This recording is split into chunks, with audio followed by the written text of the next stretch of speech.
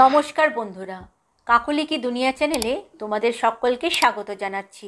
আশা করছি তোমরা সকলেই ভালো আছো, আমিও ভালো আছি। আজকে তোমাদেরকে যে গল্পটি আমি পড়ে শোনাবো বন্ধুরা, সেই গল্পের নাম পিশাচ, লেখক অনিন্দ্যশঙ্কর রায়। তাহলে বন্ধুরা, গল্পটা আমি পড়ছি। বেশ কিছুদিন কর্তৃপক্ষের সঙ্গে লড়াই করেও শেষ অবধি আমার বদলির আদেশটা ঠেকাতে পারলুম না। আমাকে চলে আসতেই হলো কলকাতার বাইরে। যেখানে পোস্টিং হলো সেই জায়গার নাম হোসেনপুর, আমাদের পশ্চিমবাংলার মধ্যেই সীমান্ত অন্তর্বর্তী একটি ছোট্ট জায়গা, যাকে ঠিক গ্রামও বলা যায় না, আবার শহর তো নই। ভয়ে কয়েকদিন সিটিয়ে রইলুম, কেননা খবর আছে জায়গাটা নাকি বড্ড স্পর্শকাতর। খুব অল্পেতেই নাকি সেখানে দুন্দুবার কাণ্ড বেঁধে যায়। হবেই বা না কেন? তার গা ছুঁয়ে কলকল ধ্বনিতে ছুটে চলেছে পদ্মা নদী।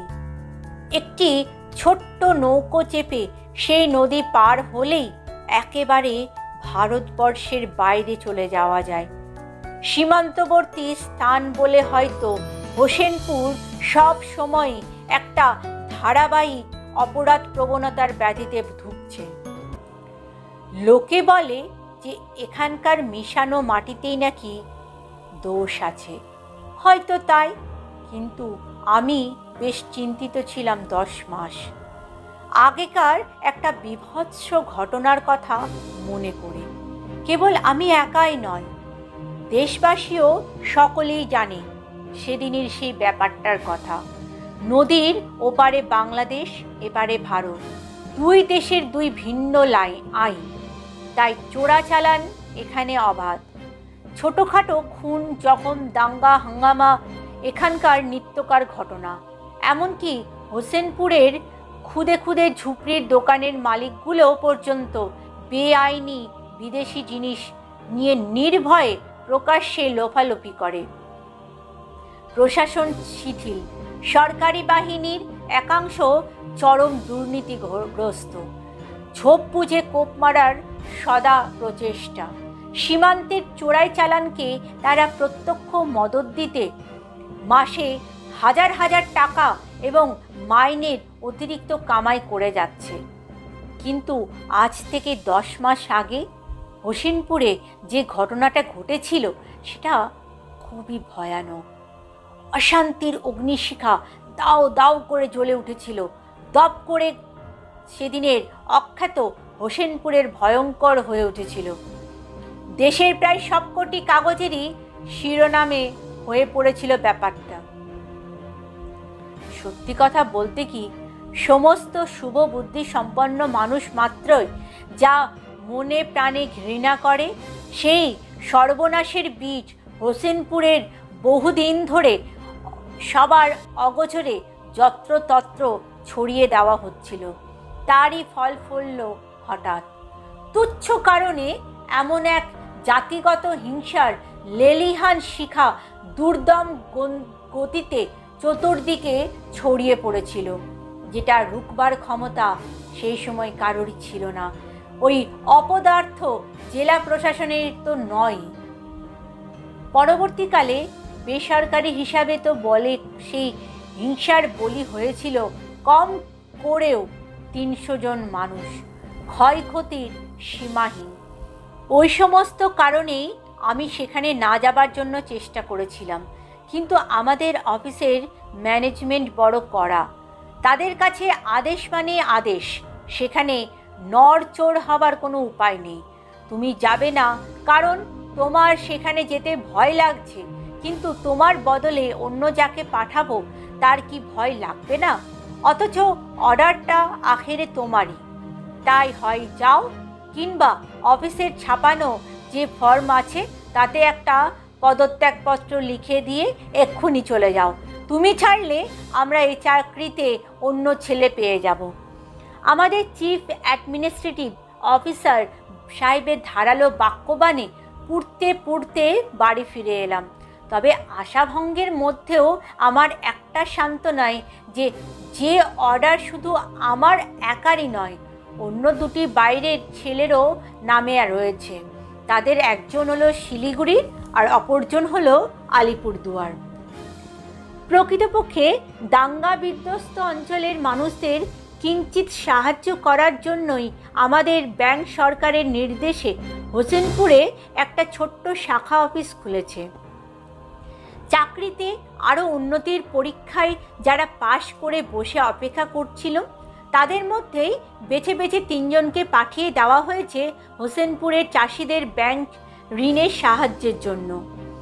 এখন জানি না কতদিন এখানে থাকতে হবে। হোসেনপুরে এসে দেখি সেখানে একটা যুদ্ধ বিধ্বস্ত ভয়াবহ পরিবেশ। চতুর্দিক থমথম করছে, মানুষ এখানে ফিসফিসিয়ে কথা কয়, এমনকি ডালে বসে একটা পাখিও গান গায় না গলা ছেড়ে। এই কীরকম অদ্ভুত অবস্থা রে বাবা! আমি জীবনে কোনো দাঙ্গা বিধ্বস্ত অঞ্চলের এর আগে কখনো দেখিনি। হোসেনপুরের মাটিতে পা দিয়ে আমি একটা নতুন অভিজ্ঞতা সঞ্চয় করলাম। 10 মাস আগের মানুষের রক্ত নিয়ে সেই ভয়াবহ হোলি খেলার স্মৃতি আজও যেন সাধারণ মানুষের মনে এক নিশাকালীন দুঃস্বপ্নের মতন এঁটে বসে আছে। এই বুঝি এক আতঙ্কপুরী। এখানে আনন্দ নেই, শান্তি নেই, স্বাভাবিক জীবনযাত্রা তো দূরের কথা। আমরা ব্যাংক খুলে বসে থাকি, কিন্তু দিনের মধ্যে 7-8 জনের জন্য বেশি যে গ্রাহক আসেও না। বাইরে বেরিয়ে যদিও বা স্থানীয় মানুষের সঙ্গে আগ্রহ সহকারে আলাপ পরিচয় করতে যায়, কিন্তু সেও দেখি একটা দায়সারা গোছের উত্তর দিয়ে পাশ কাটিয়ে চলে যায়। কিন্তু সুযোগ পেলে তারাই মাঝে মাঝে তেরা বাঁকা জবাব দিতেও ছাড়ে না। ভাবখানা এমন যেন দেখছো আমাদের এই ভীষণ অবস্থা, আর তারই মধ্যে তোমরা শহর থেকে এখানে ব্যাংক খুলে সহানুভূতি জানাতে এসছো। যাও, এখান থেকে চলে যাও। ব্যাংকের অন্য দুটি ছেলে, স্বদেশ আর নিরঞ্জন, যারা একই সঙ্গে বদলির হুকুম পেয়ে হোসেনপুরে এসেছে, তারা দুজন আর আমি মিলে একটা মেস বানিয়ে এখন একসাথেই থাকি। আমরা কেউ রাঁধতে জানি না, তাই খাওয়া দাওয়া করব বাইরে। রাত্রিরে রোজ মাঠের উপর দিয়ে হেঁটে মাইলখানেক দূরে বাজারের কাছে একটা হোটেলে খেতে যাব শুনে হোসেনপুরের একজন লোক ঠোঁট উল্টিয়ে বলে, অত বেশি সাহস দেখাবেন না মশাই, তাহলে বেঘরে সব পৈতৃক জানগুলো খোয়াবেন। জানেন ওই যে মাঠ, সেখানে কত মানুষের লাশ দাঙ্গার সময় শিয়াল কুকুরের টেনে টেনে খেয়েছে। আমি শুনে বললুম, তাতে কি, এখন তো আর লোক মরছে না, অবস্থা তো এখন স্বাভাবিক। স্বাভাবিক তাহলে তো কোনো কথাই ছিল না। অতগুলো মানুষের অপঘাত মৃত্যু, সে কি আর এমনি এমনি বসে থাকবে? আজকাল তো রাত্রে ওই মাঠে কেউ হাঁটেই না। হাঁটছে না? কেন হাঁটছে না? অত লোকটা অতঃপর বিতৃষ্ণভাবে হাসলো। ওমা, তাও জানেন না, অথচ ড্যাং ড্যাং করতে করতে এখানে চাকরি করতে চলে এসেছেন। পিশাচ, বুঝলেন দাদা, পিশাচ। হোসেনপুরের দাঙ্গার পরে এখন প্রেত নগরী হয়ে গেছে। আজকাল রাতের অন্ধকারে পিশাচের দল মাটির তলা থেকে উঠে আসে। তারা খুঁজতে থাকে জ্যান্ত মানুষ। তাদের চোখের সামনে একবার পড়লেই নিশ্চিত মৃত্যু। মানুষের রক্ত পান করতে তারা বড় ভালোবাসে যে। এরা কি করে হলো তা জানেন? এখানে যারা খুন হয়েছে বা অপঘাতে মরেছে তাদের প্রেতাত্মাগুলোই নতুন নতুন দেহ নিয়ে হয়েছে পিশাচ। অন্ধকারের ভেতর এদের চেহারাগুলি তো আর দেখেননি, দেখলেই বুঝতে পারতেন এরা কোনো বয়স টয়স বিচার করে না, জাতি ধর্মও দেখে না, একমাত্র প্রিয় জিনিস শুধু মানুষের তাজা রক্ত। লোকটা তারপর খুব উত্তেজিত হয়ে অনেক কথাই বলে গেল।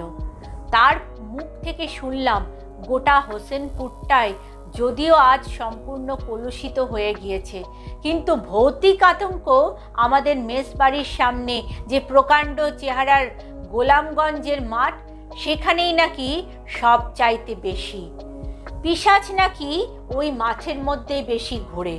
তাছাড়া ওই যে দূরের গ্রামগুলো আছে, সেইগুলোও গত সাম্প্রদায়িক হাঙ্গামার সময় সম্পূর্ণ ধ্বংস হয়ে গেছে। ওইসব জায়গাও আজকাল আর কোনো মানুষ থাকে না। একটা ঘরও কি আর আস্ত রয়েছে নাকি? ওই হোসেনপুরবাসী বলে, আপনারা খবরদার অন্ধকারে বেরোবেন না, সারাদিন অভুক্ত থাকলেও নয়। বলিহারি বুদ্ধি বটে আপনাদের। গোলামগঞ্জের মাঠে কি আজকাল রাত্রিবেলা কোনো লোক হেঁটে বেড়ায়? কাউকে দেখেছেন হাঁটতে? বলছি তো, ওখানে গিয়ে চারটে জোয়ান মানুষই এখন অবধি সারা। আপনারা যদি হাঁটেন তো মরার সংখ্যা আরো বাড়বে। বলুন না, তাই কি চান? তাই যদি শখ হয় তো চান, রাত্রে পিশাচের পাল্লায় পড়ুন গিয়ে। আমি আর কি করব? আমি তো আর আপনাদের হাত ধরে চেপে রাখতে পারি না। যত সব জঞ্জাল এসে হোসেনপুরে জুটেছে, কেন যে মরতে এরা আসে এখানে বুঝেই পায় না। এদিকের লোকগুলোর কথাবার্তার ধরন ধারণই কেমন কাট্টা খোট্টা। এদের দেশে দাঙ্গা হাঙ্গামা হবে না তো হবে কোথায়? এখনো পর্যন্ত আমি একটি ভদ্রলোকও দেখিনি। যাক, পরে আসছি সে কথায়। তারপর এই চাষারে লোকটাকে স্বদেশী দেশ পর্যন্ত গালি দিয়ে তাড়িয়ে দিলাম। আর ওইসব ফালতু গালগল্পে কান না দিয়ে আমরা তিনজন রাতে একসঙ্গে হোটেলে খেতে যাই। অবশ্য হাতে একটা টর্চ নিয়েছিলাম।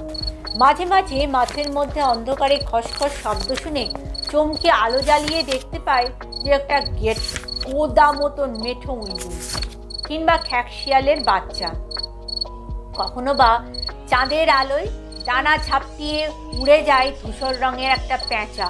তৎক্ষণাৎ অর্জুন গাছের মগডালে শুরু হয়ে যায় আক্রান্ত কাকেদের প্রবল আর্তনাদ।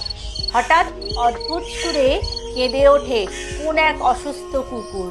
কিন্তু এর বেশি আর কিছুই আমরা দেখিও নি, জানিও না। মানুষ তো আর তো দেখতে পাই না। হ্যাঁ, এবার যা বলছিলাম, হোসেনপুরের একজন অতি সজ্জন জ্ঞানীগুণী বিদগ্ধ লোকের সঙ্গে ইতিমধ্যে আমার আলাপ হয়েছে। তার নাম সাজ্জাদ আলী রহমান। তিনি ঐতিহাসিক এককালে আলিগড় মুসলিম বিশ্ববিদ্যালয়ে অধ্যাপনা করেছেন। দিল্লিতেও করেছেন বেশ কিছুদিন। এখন অবশ্য রিটায়ার্ড।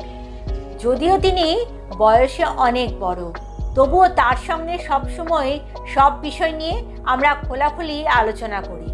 কখনো কখনো রীতিমতো তর্ক শুরু হয়ে যায় আমাদের মধ্যে।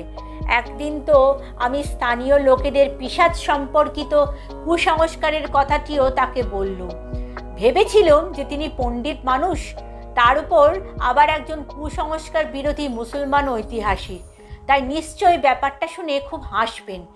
কিন্তু অবাক কাণ্ড যে দেখলুম রহমান সাহেবও রীতিমতন গম্ভীর হয়ে বললেন, হ্যাঁ, আপনারাও তাহলে এটা শুনেছেন, রাত্রে কিন্তু বাড়ির বাইরে বেরোবেন না। আর যদি একান্তই বেরোতে হয় তবে মাঠের উপর দিয়ে কখনোই হাঁটবেন না, কারণ সেখানে পিশাচ আছে। আমি তাদের দেখেছি। আপনিও তাদের দেখেছেন? বলেন কি? রহমান সাহেব বললেন, হ্যাঁ দেখেছি। হোসেনপুরের পিশাচ দেখা আর আশ্চর্য ব্যাপার কি, আজ পর্যন্ত অনেকেই দেখেছে। এই জায়গায় পিশাচ বেরোবে না তো বেরোবে কোথায়? আপনাদের ওই শান্তির শহর কলকাতায়। এখানে কদিন থাকুন না, আপনারাও সব দেখবেন। পরে ওনার কথাগুলো শুনে আমার বন্ধু দুজনও অবাক হয়ে গেছে। ভদ্রলোক কি হঠাৎ বার্ধক্যে পড়ে গেলেন, নাকি আমাদের মতন শহরের ছেলেদের পেয়ে কিছুটা প্র্যাকটিক্যাল জোকস করে নিতে চান? কিন্তু ওর মতন মানুষ কি শেষ পর্যন্ত একটা গেঁয়ো অশিক্ষিতের মতন ব্যবহার করবেন? আশ্চর্য। কিন্তু নিজেদের মধ্যে ব্যাপারটা নিয়ে আলোচনা করতে করতে আমরাও একটি সময় হঠাৎ গম্ভীর হয়ে উঠলাম। এটা তো ঠিকই যে মাঠে ঢুকলে আর হাওয়াই পাওয়া যায় না, চতুর্দিকে বিকট রকমের গুমট ভাব, কেমন যেন একটা বিশ্রী উগ্র গন্ধ। ঠিক পচা নয়, আবার পোড়াও নয়, কিন্তু গন্ধটা খুব অদ্ভুত। নাকে একবার ঢুকলেই রীতিমতো অস্বস্তি বোধ হয়। রাত্রি ঠিক 8টা বাজতেই একটা কুকুর খুব খারাপভাবে মাছের মধ্যে শব্দ করে কেঁদে ওঠে। কুকুর কাঁদা মানে ছোটবেলা থেকে জানি একটা অশুভ ইঙ্গিত। কিন্তু আরও অস্বাভাবিক ব্যাপার যে রাত্রে মাঠ তো দূরের কথা, তার ধার কাছ দিয়েও আমরা ছাড়া আর কোনো মানুষ হাঁটে না কেন। একজনেরও কিন্তু কোনোদিন রাত্রে ওষুধ কেনা বা ডাক্তার ডাকার প্রয়োজন হয় না। খুবই অদ্ভুত পরিবেশ তো। এইভাবে দিন যায়। একদিন হঠাৎ স্বদেশ কিছুদিনের ছুটি নিয়ে বাড়ি গেল। রইলুম আমি আর নিরঞ্জন। সেদিন রাত্রে যখন খাওয়া দাওয়া সেরে আমরা দুজন মেসে ফিরছি, সহসা এক আকাশখানা লাল হয়ে কালবৈশাখী ঝড় শুরু হলো। তখনই বুঝলাম যে আমাদের শহরে বসে বাড়ির জানলা ফাঁক করে দেখা সেই পরিচিত শৌখিন ঝড় নয়। এই গতি প্রকৃতি অন্যরকম। এক রাশ দুরন্ত বাতাসে কুণ্ডলী মাঠের বুকে গজরাতে গজরাতে ক্রমাগত ঘুরপাক কাটছে। অসাধারণ শক্তিতে নিমেষেই কাত করে ফেলেছে নুয়ে পড়া কোনো গাছের মোটা ডালকে। আমরা অবশ্য খুব সাবধানেই হাঁটছি। বাতাসের সঙ্গে সঙ্গে প্রবল ধুলোর ঝাপটা, কিন্তু তার সঙ্গে রক্তের হিম করে দেওয়া ঝড়ের একটা অপার্থিব নেপথ্য হুঙ্কার। ওই এরকম তো আগে কোনোদিন শুনিনি। গায়ে কাঁটা দিয়ে উঠল। তবুও আমরা সন্তর্পণে সরিয়ে বাঁচিয়ে ফিরে এলাম মেশে। কিন্তু আমরাও কি কিঞ্চিত চিন্তিত হইনি? কপালে ভ্রুকুটি পড়েছে দুজনের। চলতে চলতে আজ আমার কেন জানি না বারে বারে শুধু মনে হচ্ছিল ঝড়ের মধ্যে কেউ আমাদের পিছু নিয়েছে। যে পিছু নিয়েছে সে মানুষ নয়, এমনকি পার্থিব পৃথিবীর কোনো জীবও নয়। অবশ্য মাথা ঘুরিয়েও আমি সরাসরি কাউকে দেখতে পাইনি।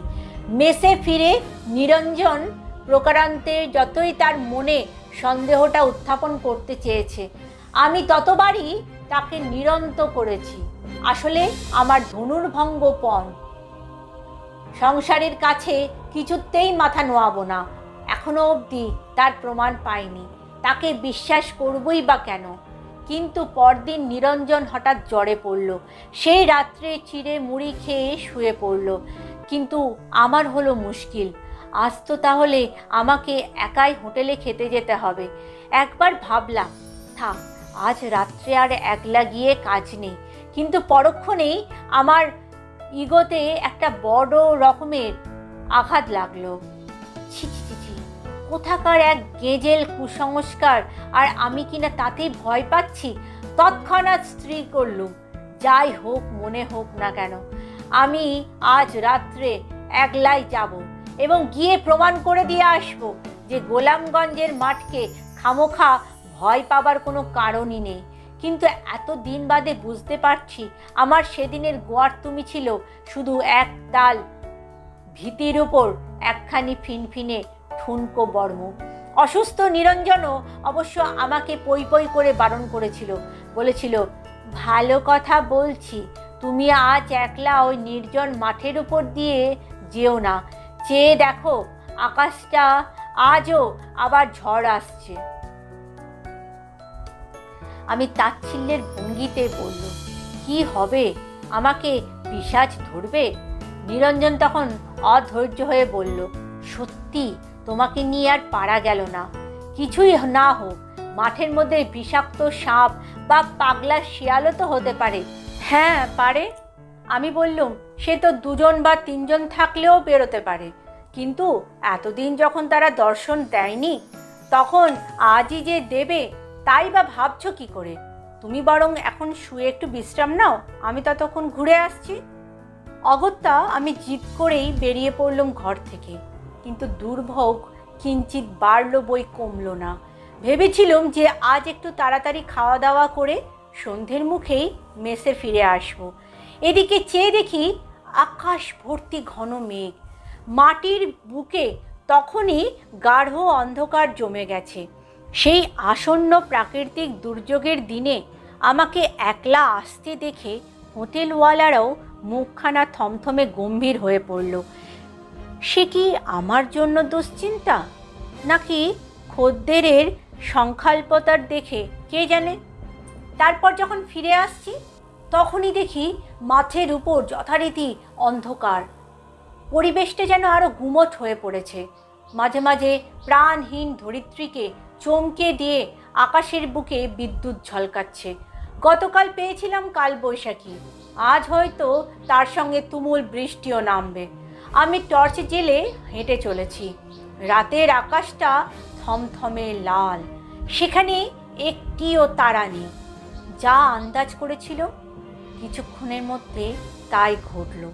গো গো করে এক রাশ খ্যাপা হাওয়া ঝড়ের বার্তাবাহক হয়ে মাঠের উপর ছুটে বেড়াতে লাগলো।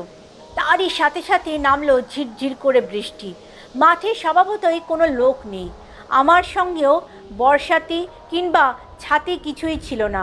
সুতরাং আমি টর্চ জেলে হন হন করে হাঁটতে লাগলুম সামনের দিকে। বেশ কিছুটা দূরে যেখানে জোনাকির মতন বিন্দু বিন্দু আলো জ্বলছে, আমাকে এখন সেখানেই পৌঁছতে হবে। তার ধারে কাছেই আমাদের মেস। কিন্তু এই বর্ষণ সিক্ত রাতের ভিতরেও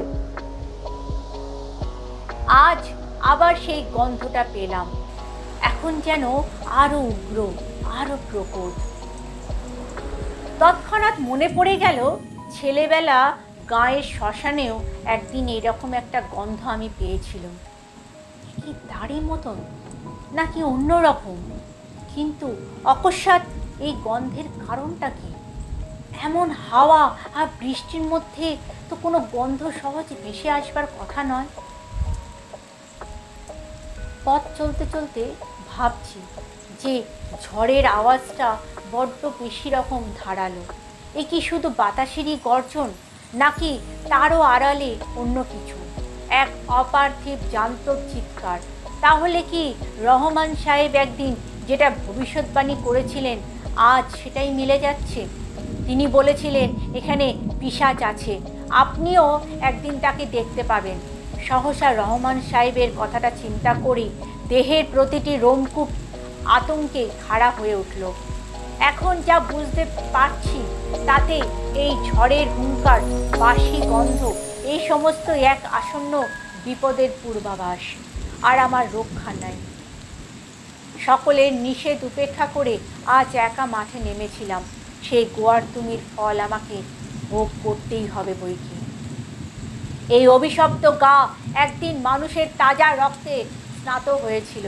নিতান্ত মূর্খের মতন যখন আমি তারই অশুভ গ্রাসের মধ্যে পা ফেলেছি, আমার শেষ চিৎকারটাও সম্ভবত কেউ শুনতে পাবে না।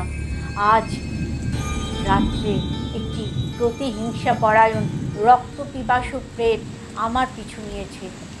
ভালোই বুঝতে পেরেছি যে পিশাচ আমার পিছনে আসছে। তাকাই আর দেখি মূর্তিমান দুঃস্বপ্নের মতন এক টাল জমাট অন্ধকার গুড়ি মেরে আমারই দিকে তার সে যে কি বিভীষিকা, তা যে চোখে দেখেনি সে বুঝবে না। ওই সে এলো এলো আমাকে ধরলো বলে আমি তখন প্রাণ ভয়ে উন্মাদের মতো দৌড়তে লাগলাম। সে এক কঠিন মুহূর্ত, টর্চটা কখন হাত থেকে পড়ে গেছে আর আমি ছুটছি ছুটতে ছুটতেও প্রতি মুহূর্তেই করছি মৃত্যুর জন্য প্রতীক্ষা। হিংসায় জর্জরিত রক্ত পাগল পিশাচ তখন আমার পিছন পিছন হুঙ্কার দিতে দিতে দৌড়ে আসছে। তার লক্ষ্য বস্তু একজনই। ঝড় জলের রাত্রে রক্তের সন্ধান পেয়ে আর কি সে ছাড়ে? ওই অশুভ কুকুরটাও চিরাচরিত ভঙ্গিতে ডুকুরে কেঁদে উঠল। মনে হচ্ছিল যেন পুরো একটি যুগ দৌড়চ্ছে। হঠাৎ ঝমঝমিয়ে বৃষ্টি শুরু হলো। আমি প্রাণপণ চেষ্টা করছি যদি কোনো গতিকে ওই সচল বিভীষিকার ধ্বংসন থেকে মুক্তি পেতে পায়, এবং ভাবতে ভাবতেই মাঠের একেবারে সীমানার কাছে প্রচণ্ড হোঁচটকে আছড়ে পড়ছিল মাটির উপর।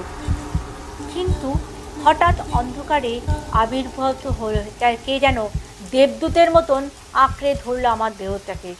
আমিও আর পারি না, জ্ঞান হারিয়ে ফেলেছিলাম প্রায় সঙ্গে সঙ্গে। কিন্তু তখনও মনে হচ্ছিল তিনি কে? তিনি কি স্বয়ং ঈশ্বর? যদি নাই হন তবুও তাকেই নমস্কার। কতক্ষণ যে অচৈতন্য অবস্থায় পড়েছিল এখনো বলতে পারি না।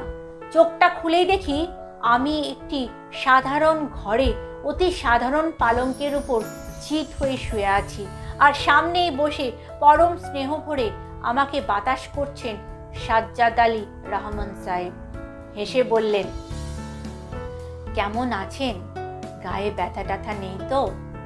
আমি তার দিকে ফ্যাল ফ্যাল করে চেয়ে বললুম, পিশাচটা কি এখনো তাড়া করে আসছে? রহমান সাহেব তৎক্ষণাৎ আবার হেসে উঠে বললেন, না, সে আর এখানে নেই। আমি তখন ভাবতে পারছি না। তিনি আবার বললেন, আপনি নিশ্চিন্তে আমার ঘরে থাকতে পারেন। এখানে আমি কি করে এলাম? সাজ্জাদ আলী রহমান বললেন, আমি রাত্রে ছাত্র পড়িয়ে মাঠের পাশের একটি রাস্তা ধরে বাড়ি ফিরে আসছিলাম। হঠাৎ অন্ধকারের মধ্যে শুনতে পেলাম আপনার আর্তচিৎকার। তখনই আমি গোটা কয়েক ছাত্রকে জোগাড় করে মাঠের মধ্যে ঢুকে আপনাকে তুলে নিয়ে আসি। দেখলেন তো কত ছেলে মানুষ আপনারা। তখনই যদি জেদ করে মাঠের উপর দিয়ে অন্ধকারে না হাঁটতেন তাহলে কোনো বিপদই হতো না। আল্লাহর অশেষ দয়া, তাই আজ আপনাকে বাঁচাতে পেরেছি। নইলে ওই গোলামগঞ্জের মাঠে রাত্রে কেউ একা হাঁটে? ছি ছি ছি ছি। আমি শুনে আবির্ভূত হয়ে বললুম, আপনি আজ আমার জীবন রক্ষা করেছেন রহমান সাহেব। আপনি সেদিন ঠিকই বলেছিলেন এখানে পিশাচ আছে। সাজ্জাদ আলী ম্লান হেসে বললেন, হ্যাঁ, পিশাচ তো থাকবেই। আমরা নিজেদের মধ্যে দাঙ্গা বাঁধালাম, ওর রক্ত তুলে মুখে মাখামাখি করলাম। এখানে আর পিশাচ থাকবে না। আনাচে কানাচে অন্ধকারে এখানেই তো মানুষ বেশি দেখবে পিশাচ। কিন্তু রহমান সাহেব, আমরা যখন দল বেঁধে অন্ধকারে হাঁটি তখন কেন পিশাচ দেখি না? একা থাকলেই কি যত বিপদ। সাজ্জাদ আলী বললেন, দেখুন, ভয়, অবিশ্বাস কিংবা আতঙ্ক এসব তো নিঃসঙ্গতার মধ্যে বেশি করে জন্ম নেয়, তাই নয় কি? তাহলে আপনাদের পিশাচি বা কেন জন্মাবে না বলুন তো? এখানকার খেটে খাওয়া সাধারণ মানুষ আজও দাঙ্গার ভয়াবহ স্মৃতির দুঃস্বপ্নের মধ্যে দিন কাটাচ্ছে। প্রতিনিয়তই তাদের আশঙ্কা, এই বুঝি জাগলো পিশাচ আবার জেগে উঠল। সে জাগলে তো আর রক্ষা নেই কারোর। তা বলুন, এই পিশাচকে রুখবেটা কে? সত্যিকারে ভূতপ্রেত বার হলে তো মানুষ কবেই ওঝা ডেকে ঝাড়ফুঁক করে সেগুলোকে হাঁকিয়ে দিত। কিন্তু এই যে পিশাচ এখন হোসেনপুরের যত্রতত্র ঘুরে বেড়াচ্ছে, এত হাজার হাজার অপদেবতার চেয়েও বেশি ভয়ঙ্কর তো। একটি প্রাচীন বটগাছের শিকড়ের মতন আজ হোসেনপুরের প্রতিটি মানুষের মনের গভীরে গেঁথে গিয়েছে সন্দেহ। অবিশ্বাস, সেই আতঙ্কই তো আজ পিশাচ সেজে তাড়া করে বেড়ায় মাঠের মধ্যে একা চলা মানুষকে। একটু আগে তারই শিকার হয়েছিলেন আপনি। আমি অবাক হয়ে বললুম, সাজ্জাদ সাহেব, তাহলে কি সত্যিকারের পিশাচ বলে এখানে কিছুই নেই? আমি আজ রাত্রে অন্ধকারে কি দেখলাম? সমস্ত মানুষই যা দেখে আপনিও তাই দেখেছেন। মনের জগতে সৃষ্টি একরাশ কষ্টকল্পিত আতঙ্ক। আমি তবুও রহমান সাহেবকে প্রশ্ন করতে ছাড়ি না, কিন্তু কেন দেখলাম বলতে পারেন? রহমান সাহেব হেসে বললেন, এখানকার অন্য 10টা সন্ত্রস্ত মানুষের মতন এই পরিবেশে আপনিও আপনার অবচেতন মনে পিশাচি দেখতে পেয়েছিলেন, চেয়েও ছিলেন, তাই দেখতে পেলেন। যাই হোক, আর কোনো ভয় নেই আপনার, বিপদ কেটে গেছে। এখন কষ্ট করে বসে এই দুধটুকু খেয়ে ফেলুন তো দেখি। আমি ধীরে ধীরে উঠে বসি। শরীর ঝিমঝিম করছে। আতঙ্কের ঘোরটা এখনো কাটেনি। কল্পনাই হোক বা যেভাবেই হোক, আমি অন্ধকারের মধ্যে আমার পিছু পিছু যে জমাট দুঃস্বপ্নটাকে ছুটে আসতে দেখেছিলাম, তার কথা চিন্তা করেও আমার শরীর ভয়ে ঠকঠক করে কাঁপছে। বন্ধুরা, কেমন লাগলো আমার এই গল্পটি? যদি ভালো লাগে কমেন্ট করে অবশ্যই জানিও, আর আমার চ্যানেলটিকে লাইক আর সাবস্ক্রাইব করতে ভুলো না যেন। ঠিক আছে বন্ধুরা? আর একটা রিকোয়েস্ট, যারা গল্প শুনতে ভালোবাসে তাদের কাছে শেয়ার করে দিও। ঠিক আছে বন্ধুরা, আজকের মতন এইটুকুই। আবার পরে আর একটা গল্পের সাথে তোমাদের কাছে ফিরে আসবো। ততক্ষণের জন্য টাটা।